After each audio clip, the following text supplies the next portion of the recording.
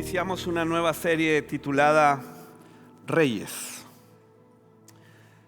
Y vamos a estar viendo en esta serie precisamente a los reyes que describe el Antiguo Testamento, tanto en Samuel como en Reyes, como en Crónicas. Son historias paralelas y nos dan una riqueza muy grande para comprender en esta historia de redención de Dios que inició en Génesis y nunca terminará, pero nos ayuda a comprender las diferentes etapas y cómo Dios a través de estas etapas nos habla y nos guía en su perfecta voluntad para que participemos de su naturaleza divina y de su salvación. El propósito de Dios al otorgar reyes a su pueblo de Israel fue establecer su gobierno. Este es el punto central de por qué Dios estableció reyes. Fue para establecer su gobierno. Su gobierno. Por eso el Señor Jesús nos enseñó en el Padre Nuestro: venga tu reino, venga tu gobierno y hágase tu voluntad como en el cielo, así también en la tierra, en mi vida. El primer rey de Israel no lo logró, Saúl.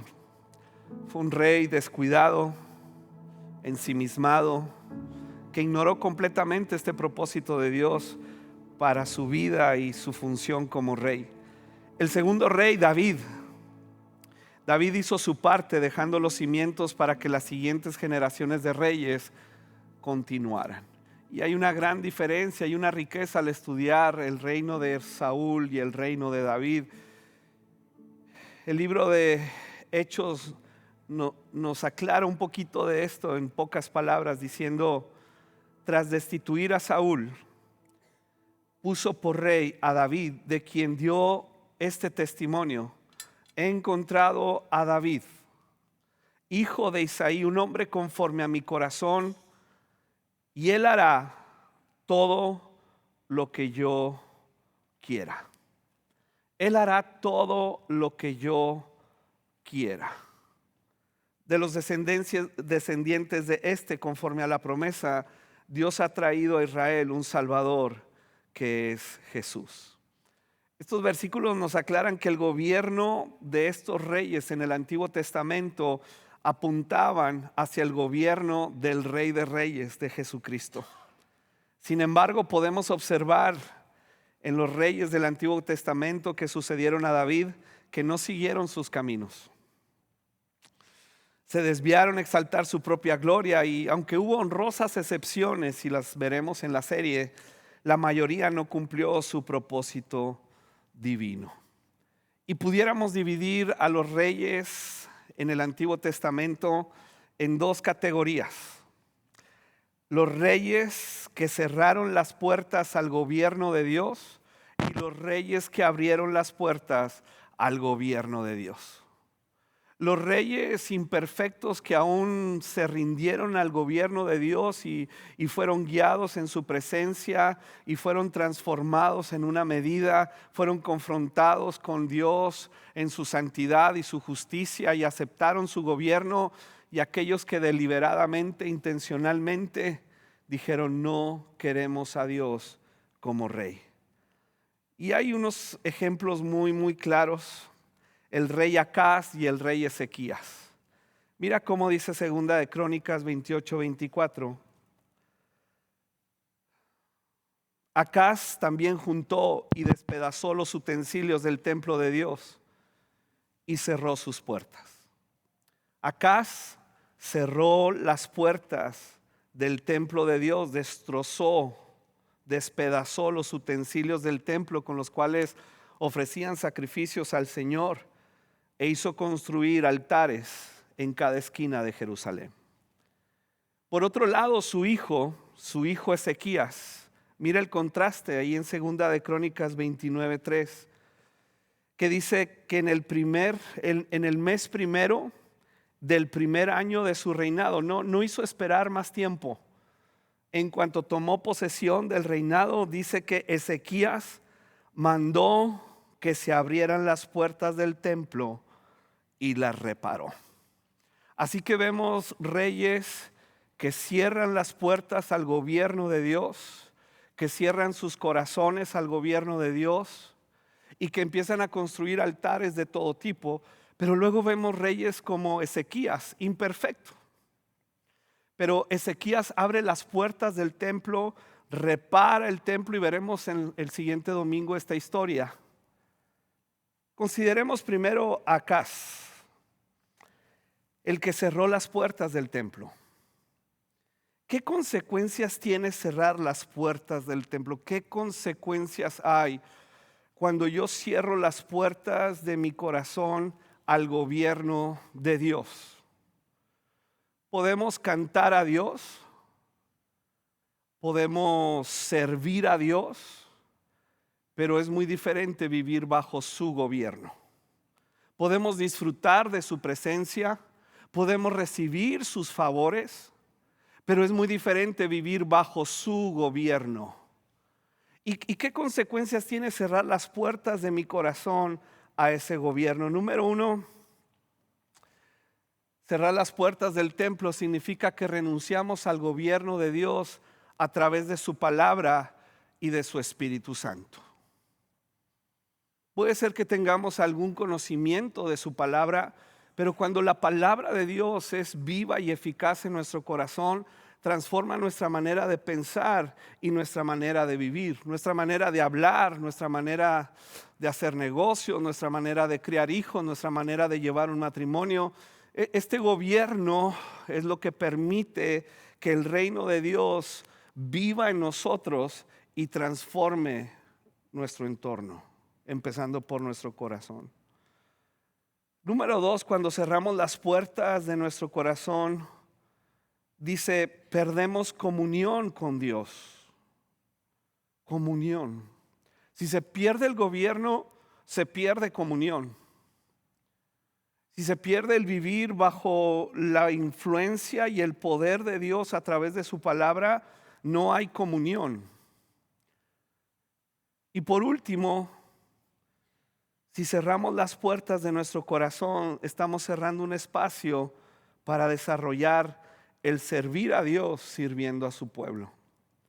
Así que estas consecuencias de perder gobierno, comunión y servicio nos llevan a una vida religiosa, a una vida ensimismada, donde buscamos experiencias de Dios, pero no la transformación de su presencia.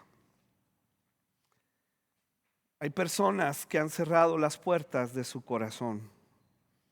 ¿Y cuáles son estos síntomas?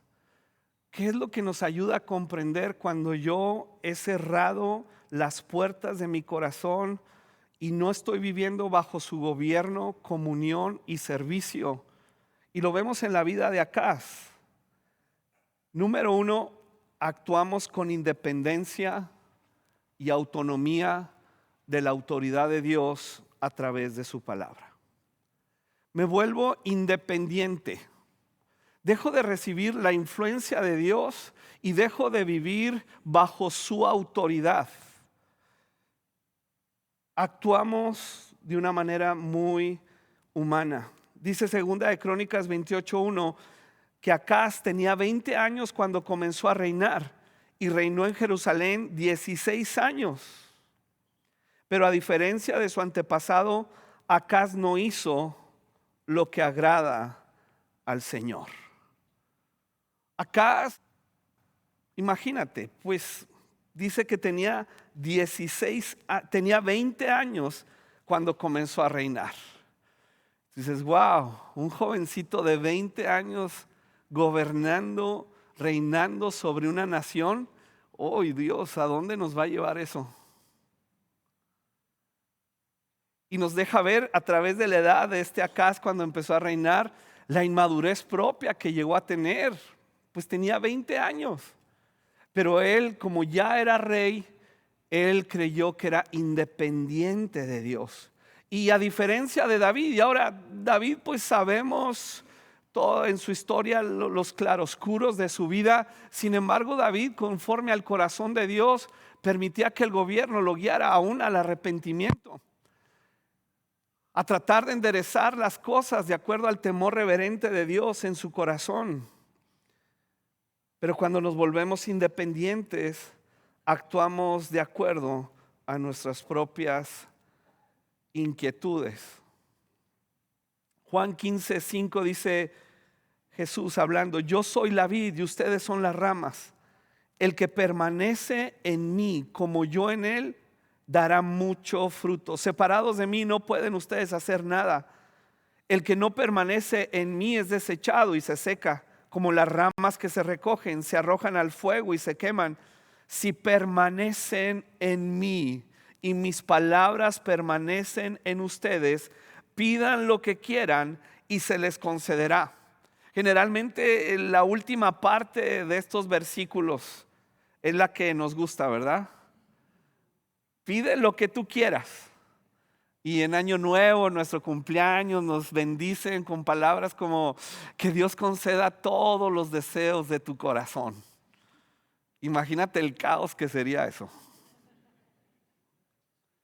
Pero acá la condición para que Dios sí conteste mis oraciones es que permanezcamos en Él y permanezcamos en su palabra. La palabra que nos transforma en nuestra manera de pensar. La palabra que nos transforma, que nos libera y que nos sana en el interior. La frase que usa ahí Crónicas cuando describe el reinado de Acaz, a diferencia de su antepasado David, nos indica algo muy, muy importante. ¿Por qué a veces vivimos o renunciamos a este gobierno de Dios y vivimos en independencia? Esta frase nos indica que nuestra independencia a la autoridad de Dios inicia con una falta de sentido de legitimidad. ¿Cómo voy a vivir bajo la autoridad de Dios, quien es Padre, si yo no me siento hijo legítimo de Dios? Si yo en mis experiencias, en mi formación, en mis errores o lo que he aprendido de la vida, si yo no creo que soy legítimo, si yo no creo que realmente Dios se ocupa de mí, si estoy viviendo circunstancias difíciles en las cuales creo que Dios no me atiende y se ocupa de mí, entonces ¿cómo vivir bajo la autoridad de un Dios que es descuidado? Y pega en el corazón del creyente este sentido de ilegitimidad. Sin embargo, el sentirnos legítimos hijos de Dios solo puede desarrollarse a través de una sana paternidad. Cuando decimos o sentimos que no merecemos, que no somos dignos, que no hemos hecho nada para merecer, o incluso ¿cómo puedo yo pagarle a Dios sus favores? Hay gente que se atormenta pensando: ¿cómo le puedo pagar yo a Dios? Sí, Dios ha sido bueno conmigo, pero ¿cómo pagarle? Pues ¿cuándo le vamos a poder pagar a Dios lo que Él hace? Y sobre todo, Dios no está esperando el pago por su amor y sus misericordias. Pero este sentido de deuda hacia Dios, o que Dios me debe a mí, causa una falta de paternidad donde yo no quiero vivir bajo su gobierno. Quiero su bendición. Me encantan los ambientes de la música en la iglesia. Puedo distinguir en la palabra de Dios ciertas cosas, pero otra cosa es sentirme legítimo y permitir que su gobierno me transforme. Acaz vivió independiente. En Oseas el Señor nos dice algo muy lindo. Dice Oseas 11:3 que Él fue el que enseñó a caminar a Efraín, hablando del pueblo de Israel. Dice: fui quien enseñó a caminar a Efraín tomándolo de los brazos, pero él no quiso reconocer que era yo quien lo sanaba. Lo atraje con cuerdas de ternura, lo atraje con lazos de amor, le quité de la cerviz el yugo y con cariño me acerqué para alimentarlo. Es esta paternidad de Dios que nos hace ver que somos legítimos, que nos imparte esta cualidad de llegar a la casa de Dios y con toda confianza entrar a su trono de gracia. Es como cuando nuestros hijos llegan a la casa y abren el refrigerador, ¿verdad? y toman de lo tuyo y te piden permiso. No, no te piden permiso. Y aún los hijos casados llegan, agarran cosas y se las llevan. ¿Y cuál es el problema? Pues que se saben hijos. Se saben hijos. No piden permiso. Ellos llegan, toman y a veces ni gracias dan. Pero eso es porque se saben hijos. Son legítimos. Fueron engendrados y llevan identidad y llevan destino. Lo mismo sucede con Dios. Cuando yo percibo por el Espíritu Santo y soy convencido que soy hijo legítimo, que soy amado y que fui engendrado por el Espíritu Santo, que Dios me deseó, me amó, me sentó a su mesa, me adoptó y me ha dado una herencia. Cuando esa revelación viene al corazón del creyente, sí quiere vivir bajo su gobierno, porque soy hijo y Dios es bueno. ¿Qué sucedió con Acaz también y con los creyentes que llegamos a cerrar nuestros corazones al gobierno de Dios? Pues vemos que Acaz se mezcló con las costumbres sociales de su época. Dice segunda de Crónicas 28:3, asimismo quemó incienso en el valle de Ben Hinón y sacrificó en el fuego a sus hijos. Wow. Sacrificó en el fuego a sus hijos según las repugnantes ceremonias de las naciones que el Señor había expulsado al paso de los israelitas. Es esta mezcla, este sincretismo religioso, esta superstición de creer ciertas cosas y llevar una vida espiritual. Y cristianismo no busca una vida espiritual. No nos juntamos aquí para ser más espirituales. Y sé que es un término que usamos en la iglesia y entiendo que es con un fin de seguir a Dios. Sin embargo, no buscamos una vida espiritual sana. Buscamos al Espíritu Santo de Dios. Buscamos en su palabra la verdad que nos transforma a la imagen del Hijo de Dios. Una espiritualidad la puede llevar en cualquier lugar y con cualquier religión, con las consecuencias que eso trae. Pero como cristianos buscamos al Espíritu Santo, amar al Espíritu Santo, escucharlo, seguirlo y vivir bajo su gobierno. Y dejamos de hacer estas mezclas, esta mezcla de creencias y este sacrificar. Me llama mucho la atención cómo este hombre, y como papá me resulta muy complicado pensar que este hombre sacrificó a sus hijos. Pero ¿sabes qué pasa muchas veces? Sacrificamos a nuestros hijos en el altar de la prosperidad, del exceso de trabajo, de planes y proyectos, donde no hay tiempo para atenderlos, para amarlos. Y no solamente es llevar un devocional en casa, es una parte y puede ser, pero a veces los hijos están en diferentes temporadas y en otro rollo. Entonces decirle, ven, siéntate, vamos a tener un devocional, es complicado. Es complicado, pero modelarles la vida de Dios, llevarlos al conocimiento de Cristo a través de nuestras vidas, donde tu hijo no eres sacrificable. Pero es esta mezcla que muchas veces tenemos en nuestras vidas, porque aunque conocemos la palabra de Dios y sabemos lo que Él nos llama a hacer, de pronto me veo envuelto en las rutinas del día a día, en el trabajo, en los proyectos, en los compromisos sociales. Por eso Hebreo nos dice que es importante que prestemos atención a lo que hemos oído, no sea que perdamos el rumbo. Acaz perdió el rumbo. Por lo tanto, nos dice Pedro en su primera carta, desháganse de toda mala conducta, acaben con todo engaño, hipocresía, celos y toda clase de comentarios hirientes. Wow. Como bebés recién nacidos, deseen con ganas la leche espiritual pura para que crezcan una experiencia plena de salvación.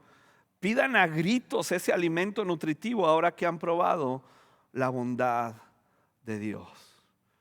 Así que Acaz, que cierra las puertas de su corazón, las puertas del templo, y se deshace de todos los utensilios, este hombre empezó a actuar con independencia y se empezó a mezclar con las costumbres sociales de su época. ¿Y a qué lo llevó eso? Número 3, a experimentar derrotas constantes. Derrotas constantes. Dice, por eso el Señor su Dios lo entregó al poder del rey Aram. Los arameos lo derrotaron y capturaron una gran cantidad de prisioneros que se llevaron a Damasco. Acaz también cayó en poder del rey de Israel, que le infligió una gran derrota. Porque ¿cómo enfrentar a los enemigos? Ahora, va a haber situaciones difíciles en la vida. Y hay gente que se frustra porque dicen, es que estoy orando y orando y orando y orando y no sucede. Y a veces esa expresión de estoy orando y orando y orando y orando es como atribuirle a la oración este poder humano para mover los ambientes divinos.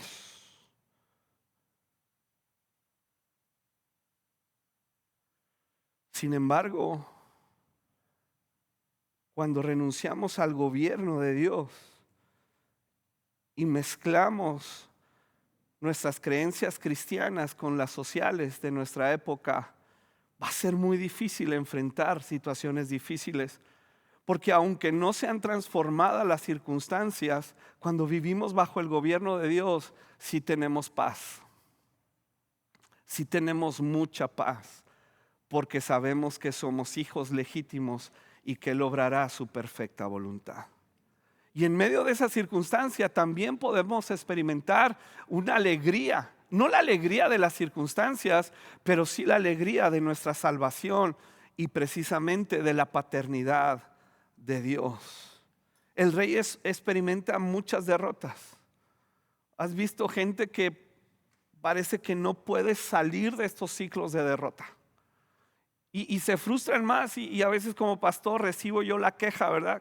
De por qué si hago todo lo que me dicen que tengo que hacer y oro como me dicen que tengo que orar y ayuno como me dicen que tengo que ayunar, ¿por qué no se resuelve mi situación?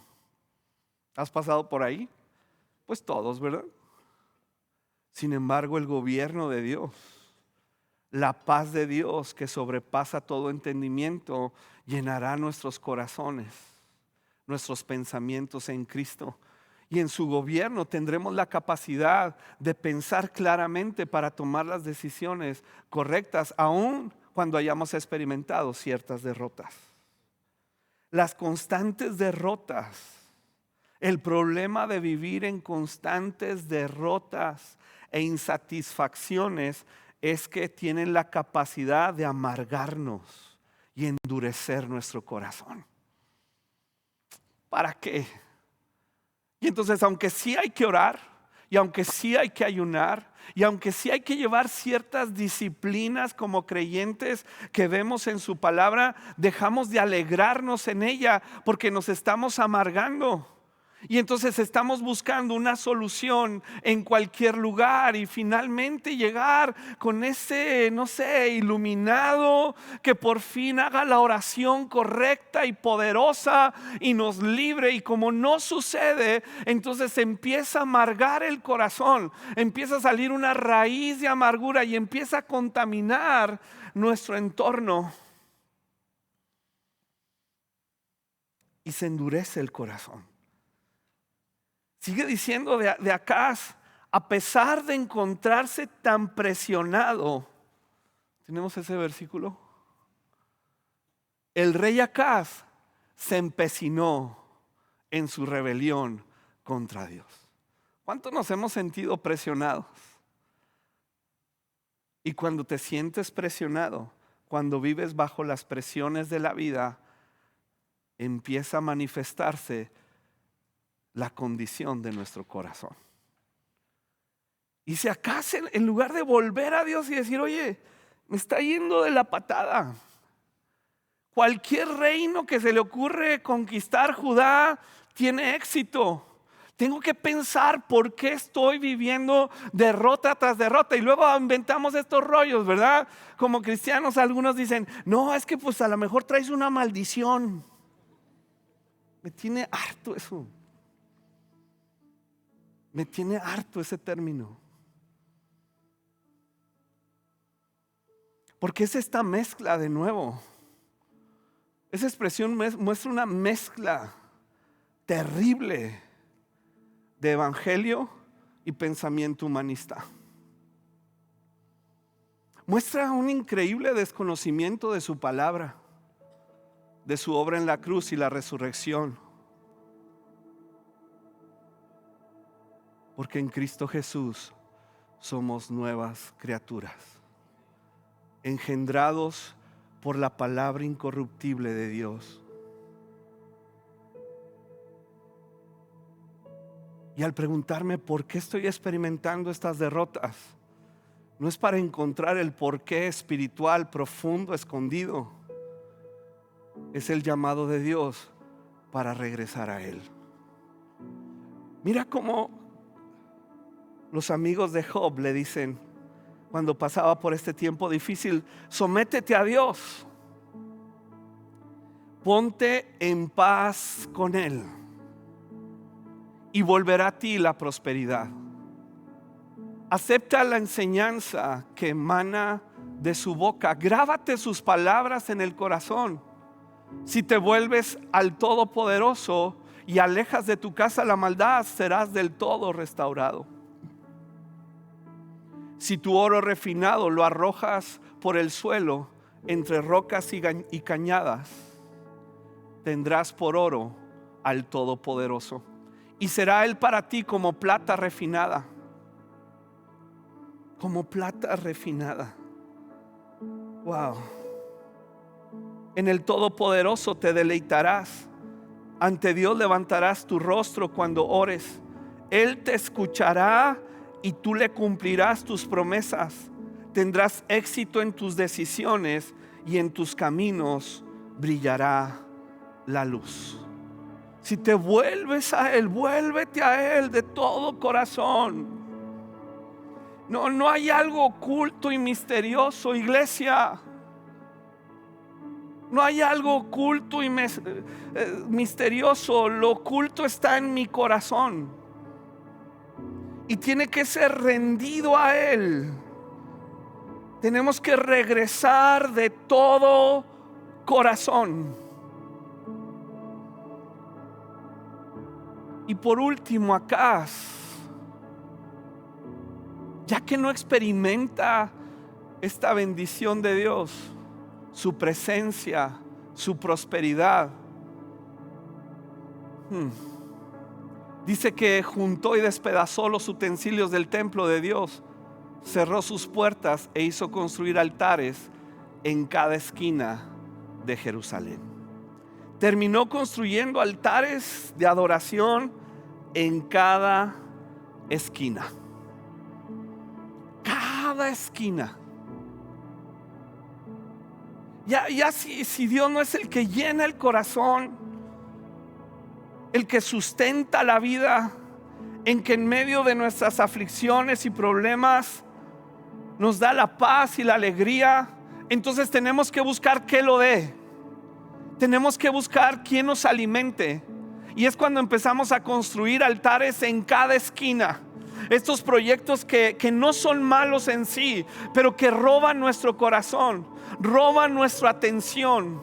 A Él rendimos nuestra adoración, nuestro tiempo, nuestro dinero, nuestro esfuerzo, y ya no hay tiempo para las cosas de Dios. Ya el templo del corazón está cerrado. Se destruyeron los utensilios. Dios, quédate en tu lugar y quédate allá arriba en tu cielo. Nosotros aquí vamos a levantar altares que nos proporcionan cierta felicidad, altares que nos dan cierta retribución para sentir que importamos en la vida.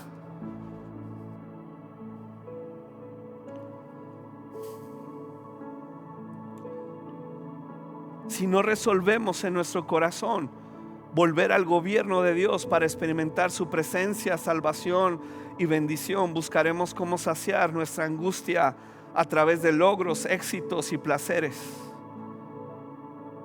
Pero ninguno de estos traerá satisfacción finalmente. Hemos visto la vida de Acaz el día de hoy. Sí, son las malas noticias, pero siempre hay esperanza. Por eso nos dice que el siguiente rey, Ezequías, se anduvo en los caminos de David. Sí se puede volver a abrir las puertas del corazón para que Dios venga y gobierne. Sí somos hijos legítimos. Sí, el Espíritu Santo nos lleva a volver en sí, a tomar en serio su palabra y ver nuestros caminos, derribar estos lugares altos en los cuales hemos edificado nuestra confianza y nuestra felicidad, y regresar a Dios, porque Él es nuestro Padre y tiene una rica herencia para disfrutar aquí en la tierra. Sí se puede regresar, sí podemos obtener en Él esta alegría y satisfacción que nada lo puede dar. Si nos podemos ir pensando en que Dios, por su Espíritu Santo, nos va a llevar a reconstruir las puertas de su templo y va a habitar de nuevo con nosotros. Vamos a orar.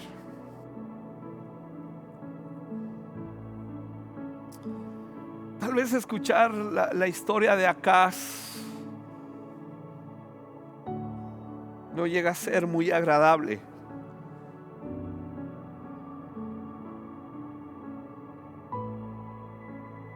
Pero la escuchamos sin condenación, porque ninguna condenación hay para los que están en Cristo.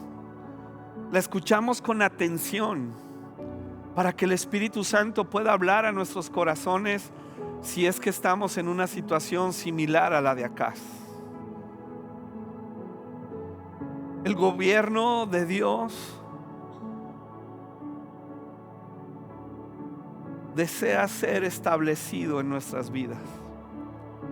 Ese gobierno, ese reino de justicia, paz y gozo en el Espíritu Santo. Ese gobierno satisfactorio.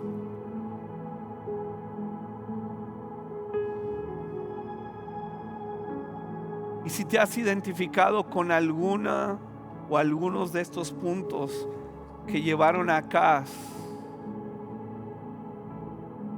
a no ser un rey conforme al corazón de Dios, si los consideras y humildemente nos rendimos a su palabra para decirle: Señor, muéstrame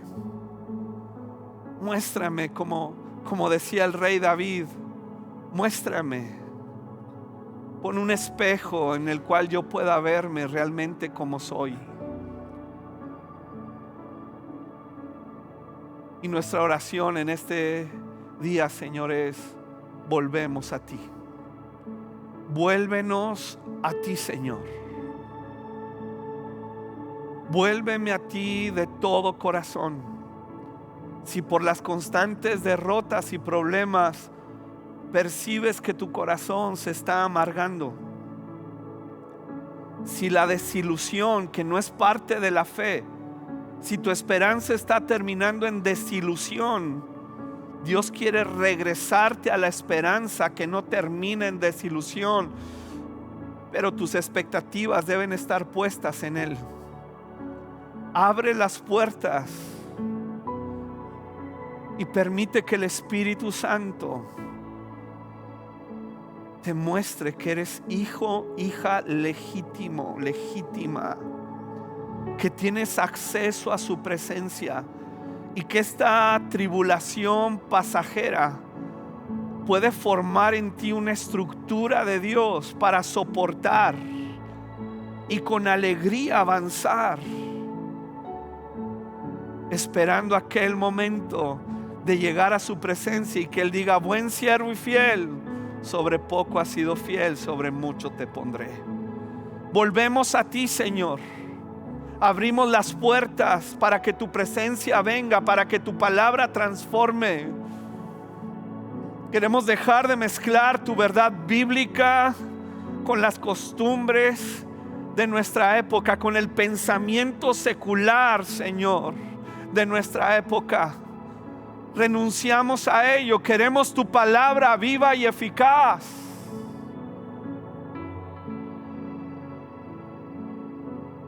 Y que no haya altares en nuestro corazón que nos desvíen de nuestra sincera fidelidad a Cristo.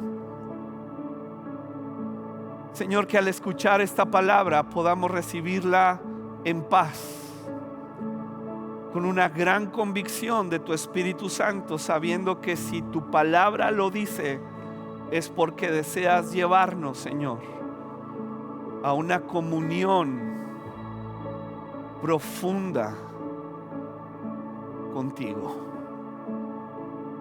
Queremos que gobiernes y reines en nuestras vidas. Y te damos muchas gracias en el nombre de Jesús.